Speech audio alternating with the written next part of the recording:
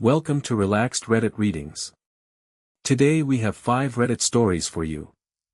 Reddit stories that will make you say NTA instantly. Story 1. My brother wouldn't stop speaking for me, so I got out of his car.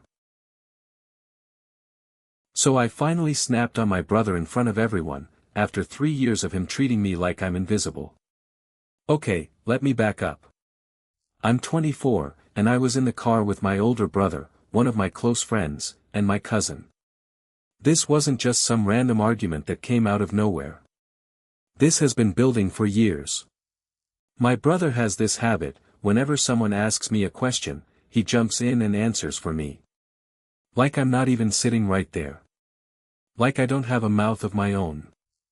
I've told him, multiple times, over the years, that I don't like it. I've asked him to stop. I've explained that it makes me feel small, especially in front of other people. And every time, he'd kind of laugh it off, say I'm being sensitive, and then just keep doing it.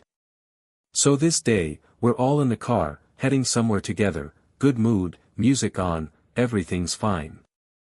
My friend asks me a simple question. I don't even remember exactly what it was, something like what I've been up to lately, or what my plans were for the weekend.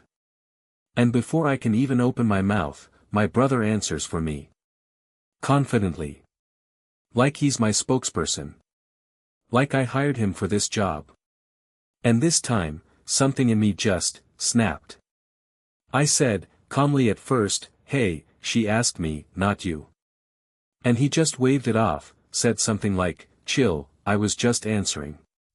And I said, "No, you do this every single time, and I've asked you to stop." He got defensive, said I was making a big deal out of nothing, that he was just being friendly and keeping the conversation going. My cousin tried to lighten the mood. My friend just went quiet, that awkward silence where everyone's pretending to look out the window. But I couldn't. Story 2. A stranger slept over at my best friend's birthday party, so I kicked everyone out. So a random stranger ended up sleeping over at my house during my best friend's birthday party, and I genuinely lost it. I don't think I've ever felt the need to vent about something like this before, but this actually infuriated me. Okay, so a few weeks ago, my best friend's birthday was coming up. I'm just gonna call them Alex, and I offered to host the party at my house. They were super excited, said that would be great. Before the party, I sat everyone down, all the invited guests, and laid out some ground rules. Nothing crazy, just basic stuff. Invited guests only, nobody stays the night, keep the noise reasonable, that kind of thing. Everyone agreed. I spent actual money and time setting things up, decorations, food, drinks, the whole deal, because I wanted Alex to have a good birthday. The party starts, everything's going great, people are having fun, music's playing, it's a good vibe. But then later in the night, I notice there's someone there I don't recognize. Like, at all. I ask around, and it turns out one of my friends invited a guy she'd been talking to online, someone none of us had ever met before, without asking me first. Which already broke the rule I laid out, invited guests only. I was annoyed, but I let it slide because I didn't want to make a scene at Alex's party. Fast forward to like 2, 3 in the morning, party's winding down, most people have left or are getting ready to leave. I go to check on things before heading to bed, and I find this stranger, this guy nobody actually knows, asleep on my couch. Not leaving. Asleep. Like he just decided he lives here now.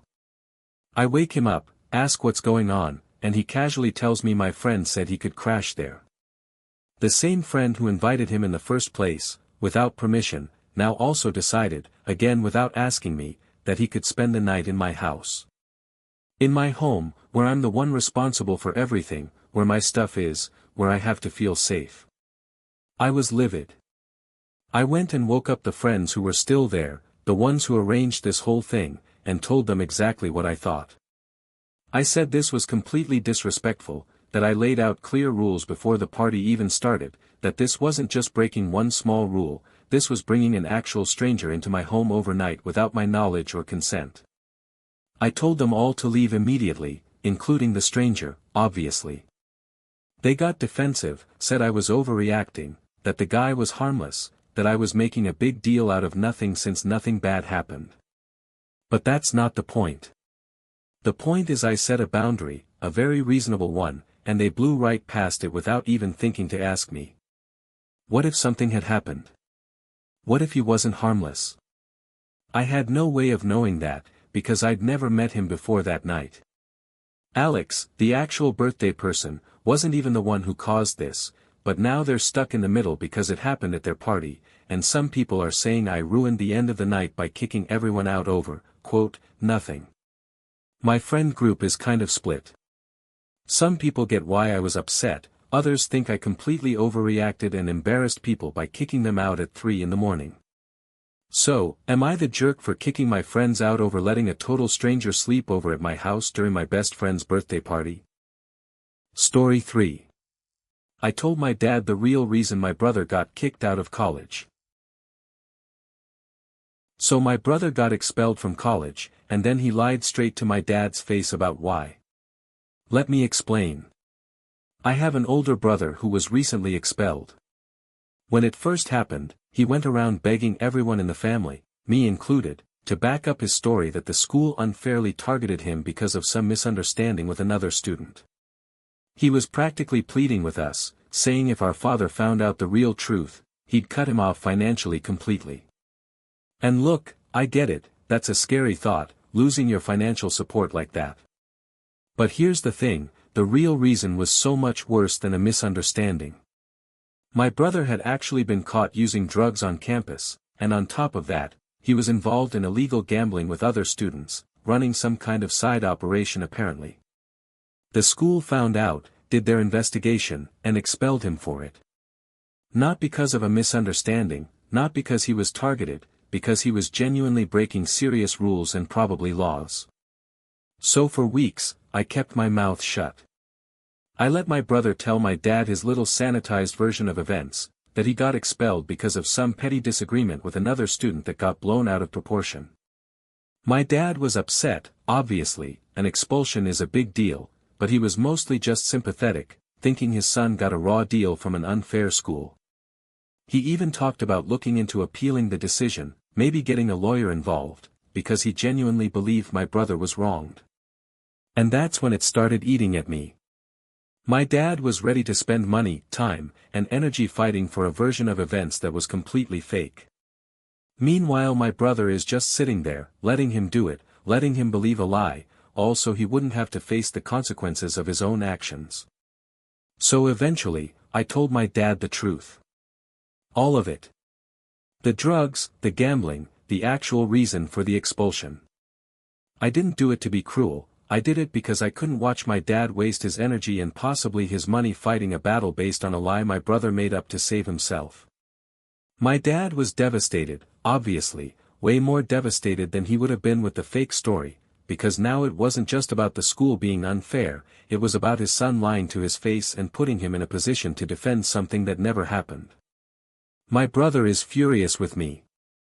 Absolutely furious. He's saying I betrayed him, that what happens with the school and our dad was between him and dad, and it wasn't my place to interfere or expose him like that. He says I basically destroyed his relationship with our father, and that I did it just to make myself look good or to throw him under the bus. Some family members are kind of split on this too. A few people think I did the right thing because lying to a parent about something this serious isn't okay, especially when it involves the parent potentially spending money and effort defending a lie. But others think I should have stayed out of it completely, that it wasn't my business to tell, that my brother's mess was his to handle or not handle, and I should have let him deal with the consequences of his own choices, even if that meant letting the lie continue. Honestly, I keep going back and forth on it myself. I know I broke his trust. I know he's going to hold this against me for a long time. But I also know my dad deserved the truth, especially since he was about to actually act on the lie.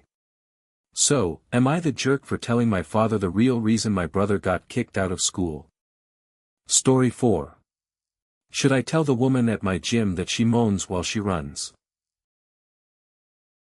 So there's a woman at my gym who moans, like actually moans, every single time she runs on the treadmill, and I have no idea how to tell her without it being the most awkward conversation of my life. A little bit of context here. I'm 22, I've been working out at this gym for almost 5 years, and I've also been employed there for about 2.5 years. I've moved up pretty quickly in rank, I've got kind of a managerial position now, so part of my job is making sure the gym floor runs smoothly and members are comfortable.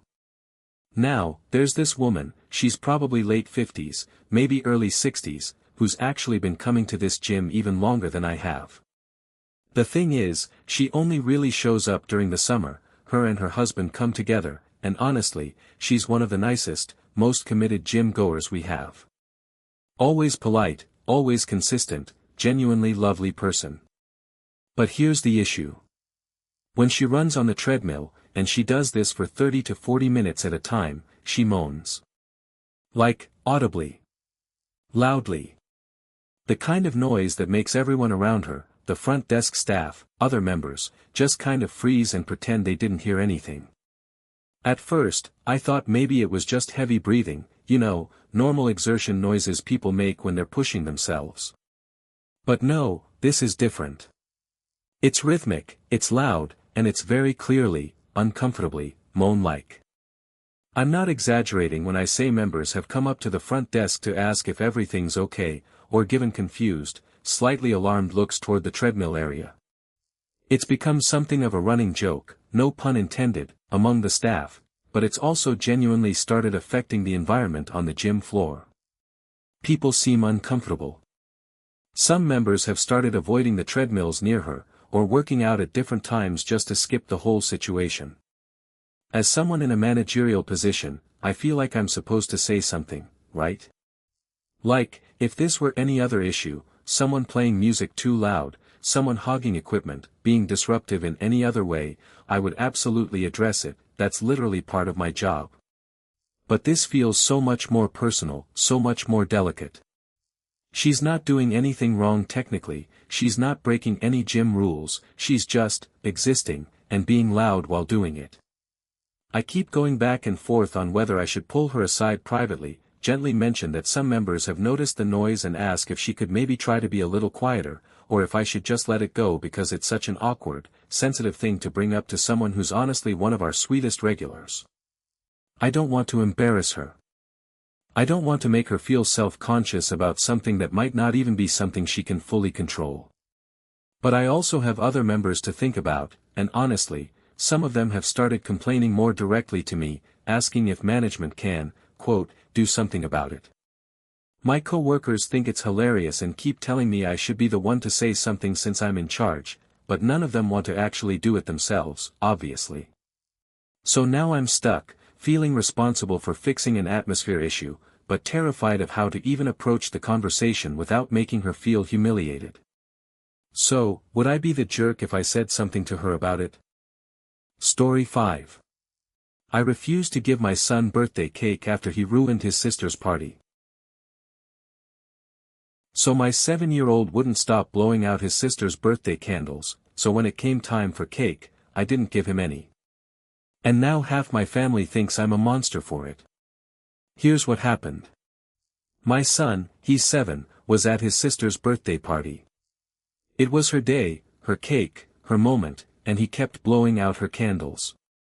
Not once, not twice, but repeatedly, despite us asking him nicely, multiple times, to stop. We even tried explaining it to him in a way a 7-year-old could understand. We asked him how he would feel if someone else blew out his candles on his own birthday, hoping that would click for him and make him stop. It didn't. He kept doing it anyway, laughing about it like it was some big joke, totally ignoring how upset it was making his sister. And I could see it, right there in real time, my daughter getting more and more distressed. This was supposed to be her special day, her moment to feel celebrated, and instead she's fighting back tears because her little brother keeps stealing the spotlight and ruining the one tradition that's supposed to be about her. So after she finally got the chance to cut the cake, we made a decision. We gave birthday cake to every other kid at the party, and we did not give him any. It wasn't about punishing him harshly or embarrassing him in front of everyone, it was about making the point stick, actions have consequences, and today wasn't his day to disrupt.